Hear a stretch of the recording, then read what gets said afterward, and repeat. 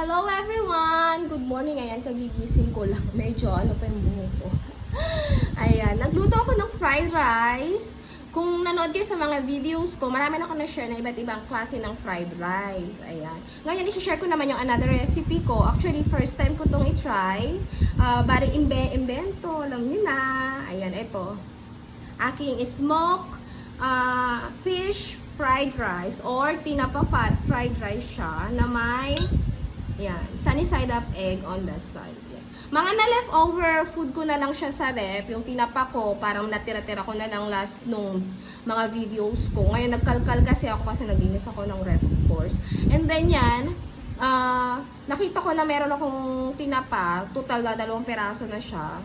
Inano ko siya, shredded ko siya, dun nilahalo ko siya sa fried rice ko na leftover ko last night. Kaya lahat ng mga leftover, para hindi siya nasasayang guys, kailangan natin gawa ng paraan para hindi tayo nagtatapon ng pagkain. Ayan, total, pwede pa naman siyang kainin, hindi pa naman siya sira. So, ginagawa natin siya ng paraan. And then of course, in the morning, of course, kailangan may coffee ka. Okay, I got my black coffee with my big mug. Yan. Last time, color Master Yellow yung aking mug. Ngayon naman, it's red. Baka kasi yan talagang marami akong magkape. Sa mga nagtatanong, ang laki ng mug ko. Marami talaga akong magkape. 2 beses ako nagkakape sa isang araw. Yan, with my brewed coffee. Kasi nakasanayan ko na. Before, mas malala.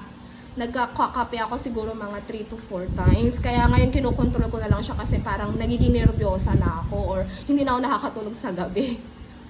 Nagiging owl na yung eyes ko. Kaya yan. Kaya naman guys, thank you for watching everyone. Ayan, ito yung aking food.